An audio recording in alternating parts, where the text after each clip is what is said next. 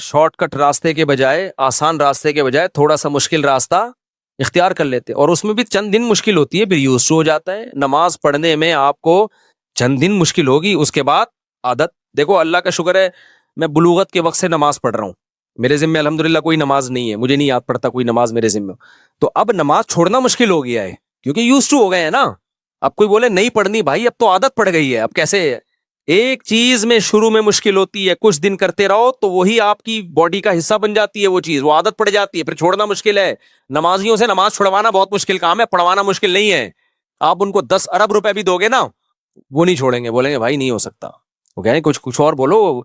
रमजान में मैंने देखा है, बीमार होके भी लोग रोजे रख रहे होते हैं, उनको मना किया जाता है, भाई बीमार हो, कह रहे हैं यार आदत हो गई है रमजान बगैर रोजे के, तो ये तो अजीब सा ही हो जाएगा। हालांकि उनको तो शरीयत ने कहा है कि भाई छोड़ दो, मरोगे वरना। हमारे एक रिलेटिव थे, शुगर थी, उनको मना किया नहीं रोजा रखो, उनको कहा गए रमजान और रोजा नहीं, इन्ना लिल्लाह हो गया अल्हम्दुलिल्लाह, अल्लाह ताला मगफिरत फरमाए। समझ रहे हो? तो अब शरीयत पे अपनी अकल को तो तरजीह नहीं देनी चाहिए ना, लेकिन बहरहाल अब अल्लाह, उनकी नीयत अच्छी थी, अब इन्ना लिल्लाह हो गया, अल्लाह ताला मगफिरत फरमाए। एकदम शुगर इतनी लो हुई है कि वो उनको शुगर, कुछ चीनी खाने का भी मौका नहीं मिला उनको। बाज़ अब इतनी शुगर लो हो जाती है ना, वो ये भी नहीं कह सकता भाई चीनी के डब्बे से क्या लेकर आ चीनी। वो जो चाइनीज ने कहा था ना, अबे यार तुम लोग भूल जाते हो, एक चाइनीज के पास गया ना, अबे मैं जो लतीफे चाइनीज चिंग पोंग सुना रहा हूं, तो मेरा ख्याल है चाइना वालों को नहीं पता, इधर सदर में एक चाइनीज डॉक्टर है, फुल उर्दू बोलता है, गैर मुस्लिम है। तो उसने मुझे बताया भाई मैं आपके सारे लतीफे सुन रहा होता हूँ, उर्दू आती है उसको टाइट। मैंने कहा हम तो चाइना वालों को तो चिंग पोंग करके बड़ा हमने बास चीजों में रिकॉर्ड लगाया है। एक चाइनीज था, उसका दोस्त मिलने के लिए गया, उसका दोस्त, ये चाइनीज बीमार था हॉस्पिटल में ना, ऑक्सीजन लगी हुई थी, पाइप नीचे से गुजर के जा रहा था। तो ये पाकिस्तानी दोस्त करीब जाके खड़ा हो गया, जैसे ही करीब जाके खड़ा हुआ है, फौरन चाइनीज ने कहा चा ची पा ची खां ची पा चा चा चा पा पा करते करते मर गया। अब ये पाकिस्तानी दोस्त ने बोला यार एन मरते हुए कुछ बोल कर गया है तो ये हल्की बात नहीं है, कुछ मुझे नसीहत करके गया है। उसने वो सारे अल्फाज याद कर लिए, चा ची पा के, यार इसका मतलब तलाश करवाता हूँ। चाइना गया, पूछा यार ये मेरे दोस्त ने ये बोला था चा ची पा, इसका मतलब क्या है? उसने कहा इसका मतलब है उल्लू के पट्टे, ऑक्सीजन के पाइप से पांव हटा, सांस रुक रहा है मेरा। समझ रहे हो? तो ये किस पे सुना है मैंने लतीफ? हाँ, तो वो शुगर की पेशेंट बेचारी खातून थी जिनका शुगर में इंतकाल हुआ ना, रोजा रख के, तो अब उनको शुगर एकदम इतनी डाउन हुई है कि ये कहने का भी मौका नहीं मिला उल्लू के पट्टे चीनी के डब्बे से चीनी ला।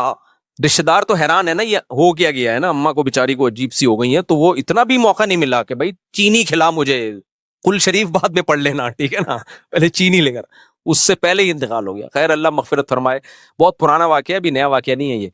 तो अब तो मगफिरत उम्मीदें हो भी गई होगी, इतना टाइम गुजर गया है। ठीक है, तो क्या कह रहा था यार मैं, हाँ, तो अल्लाह क्या कहते हैं कि ये लोग ना अपनी उंगलियां चबाएंगे जहन्नम में, नफरत से, अपने ऊपर नफरत से। तो अल्लाह पता है क्या कहेंगे, इन्नल्लज़ीना कफ़रू युनादौना, इनको पुकारा जाएगा अल्लाह की तरफ से, फरिश्ते पुकार के कहेंगे लमक़तुल्लाहि अकबरु मिन मक़तिकुम अनफुसकुम, आज तुम्हें अपने ऊपर बहुत गुस्सा आ रहा है, जब तुम्हें अल्लाह की तरफ बुलाया जाता था और तुम इग्नोर करते थे और कहते थे हटो ये मौलवी लोग आ जाते हैं दीन की बातें करने के लिए, हर वक्त नमाज। मुल्क की तरक्की असल क्या है? अंग्रेज चांद पे पहुंच गया और ये कह रहे हैं जिना मत करो। अंग्रेज जनाब जापान ने ऐसी ट्रेनें इजाद कर ली हैं सेकंड में यहां से वहां, और ये कहते हैं जिना मत करो, शराब मत पियो। बे भाई इन चक्करों से निकलो, ट्रेनों में बैठो, जू करके यहां से वहां पहुंचो, तो क्या होगा, यहां से वहां पहुंच जाएगा भाई। बिलाखिर पहुंचना तो कब्र में ही है ना। हम इसके कायल हैं कि ट्रेनें ऐसी ही होनी चाहिए जैसे जापान में, ऐसा ना हो कि हम ये जो बदहाली है मुल्क में इसको हम अप्रिशिएट कर रहे हैं या प्रोमोट कर रहे हैं, इन हुक्मरानों को हम अप्रिशिएट कर रहे हैं या इस बदहाली को प्रोमोट, ऐसा नहीं है। लेकिन पहल क्या है? पहले अल्लाह के अपने बारे में पूछेगा, ट्रेनों के बारे में बाद में सवाल होगा। और अगर अल्लाह के हो गए तो ट्रेनें भी ठीक हो जाएंगी। ये ट्रेनें भी तो इसी वजह से खराब है कि करप्शन है।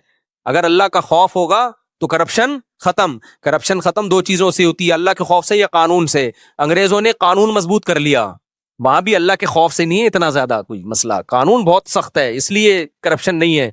हमारे यहाँ तो भाई कानून भी नहीं है, अल्लाह का खौफ भी नहीं होगा, तो बर्बाद हो जाएंगे हम लोग। तो अल्लाह क्या फरमाएंगे उनसे कि जब तुम्हें दुनिया में अल्लाह की तरफ बुलाया जाता था और तुम तकब्बुर करते थे तो अल्लाह को उस तुम पर اس سے بھی زیادہ غصہ آتا تھا جتنا تمہیں آج اپنے اوپر آ رہا ہے، اس سے بھی زیادہ غصہ آتا تھا۔ لیکن دنیا دار آدمی کیا کہتا ہے کہ کچھ بھی نہیں ہو رہا بھائی، میں نماز چھوڑ دیتا ہوں، کچھ بھی نہیں ہوتا، میں زکوٰۃ نہیں دیتا، کچھ بھی نہیں ہوتا، میں سود کھاتا ہوں، کچھ بھی نہیں ہوتا، میں زنا کرتا ہوں، کچھ بھی نہیں ہوتا۔ تو اللہ کہتے ہیں کہ مجھے اس سے بھی زیادہ غصہ آتا تھا جتنا تمہیں آج آ رہا ہے۔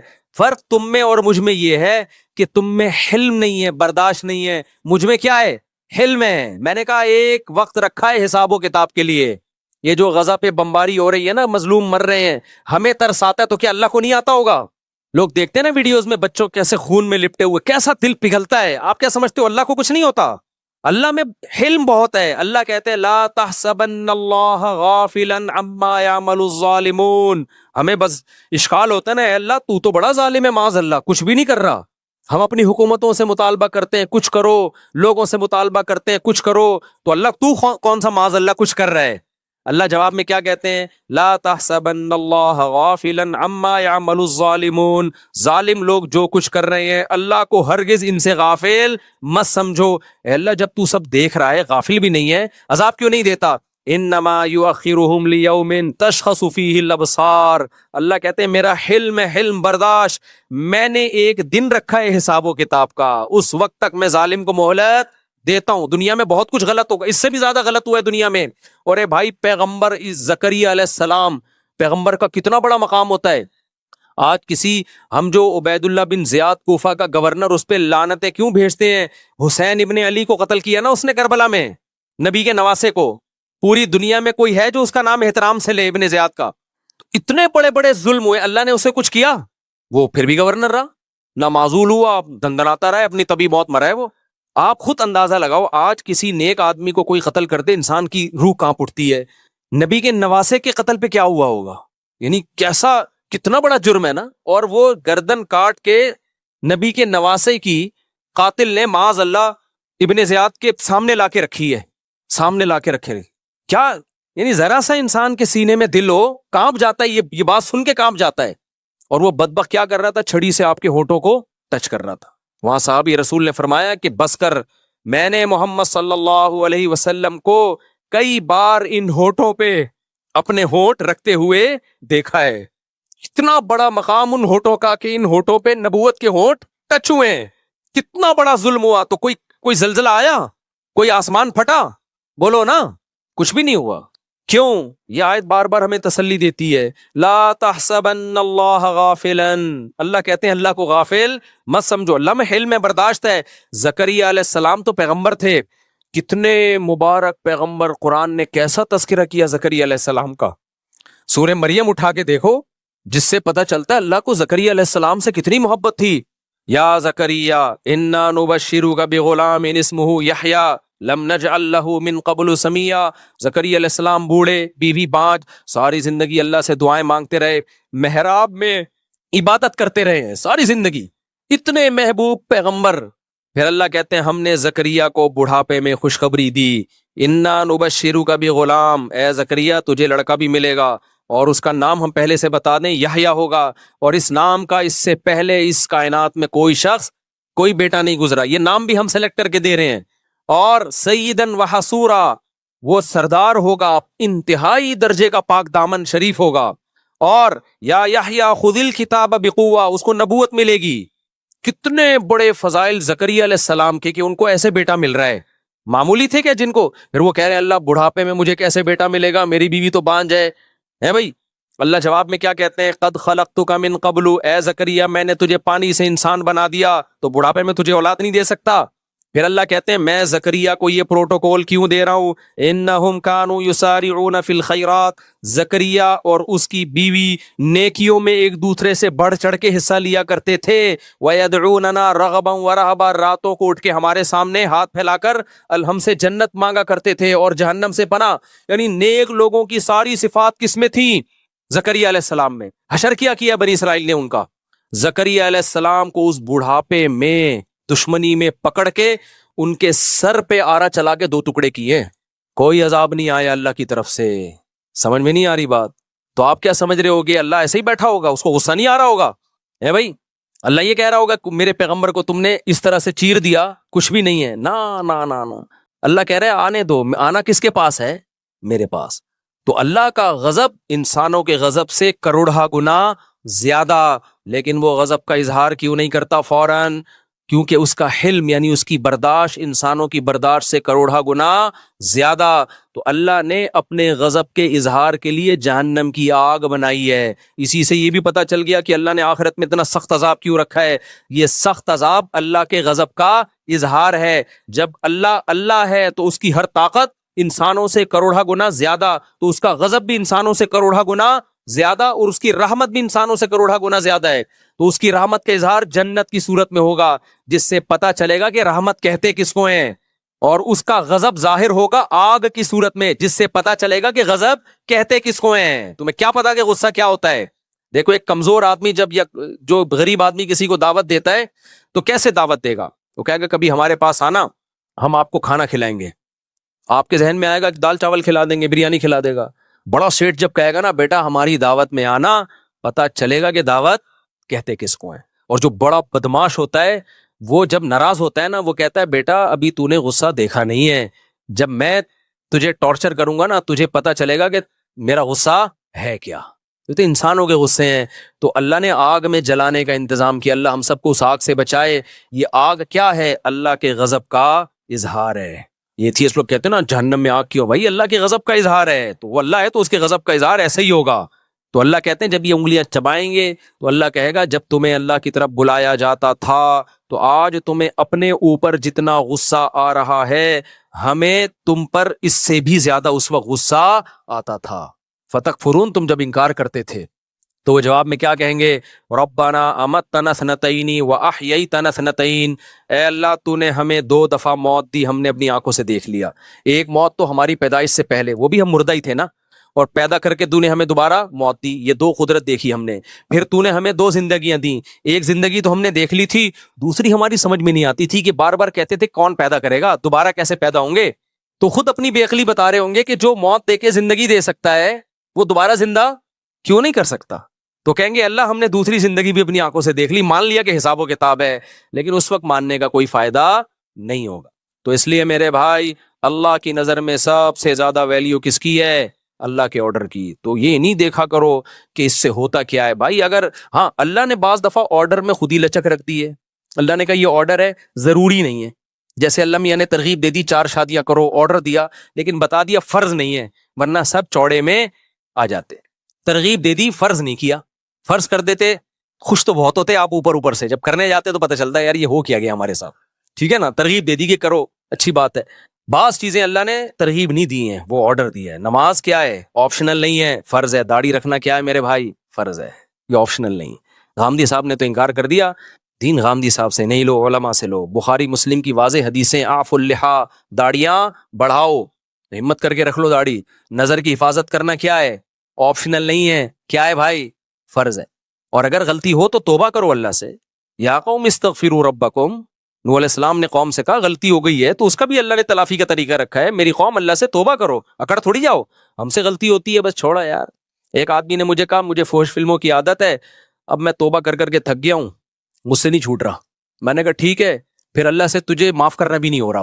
تو توبہ کر کر کے تھک سکتا ہے تو اللہ کہے گا کہ جب تجھ سے توبہ نہیں ہو رہی ہے تو میں کوئی معاف کرنے کا میں نے ٹھیکہ نہیں لیا ہوا. انلزمکموہا وانتم لہا کارہون. جب اللہ معاف کرنے کے لیے تیار ہے تو پھر کوئی گالی نکل رہی ہے منہ سے، کیا کریں؟ تو کم بخت کر لینا توبہ. ابے تیرے سے 100 دفعہ گناہ ہو گیا، اللہ کہہ رہے ہیں 101ویں دفعہ توبہ کر، آئندہ نہیں کروں گا. عزم کر اور بچنے کے اسباب اختیار کر، میں 101ویں دفعہ بھی کیا کروں گا؟ معاف کروں گا. پھر بچنے کی کوئی لڑتا رہے یار، ساری زندگی شیطان سے پھٹا ہے تیرا. کلابازیاں شیطان کو تو کبھی گرا دے، کبھی شیطان تجھے پھٹا رہے. جس دن تو نے ہتھیار ڈال دیے نا کہ مجھ سے نہیں ہوتا، اللہ کہے گا پھر مجھ سے بھی نہیں ہوتا. صحیح ہے نا؟ جب تک عاجزی دکھاتا رہے گا نا، لڑتا رہے گا اللہ سے. اللہ سے لڑنے کا مطلب معافیاں مانگتا رہے گا. تو اللہ کہتا ہے 100 دفعہ توبہ ٹوٹے، 101ویں دفعہ بھی قبول کروں گا میں. جہاں ہتھیار ڈال دیے مفتی صاحب مجھ سے نہیں چھوٹ رہی، میں چھوڑو یار، اب تو بس چھوڑو، پھر جاؤ جہنم میں. اللہ کہے گا جاؤ.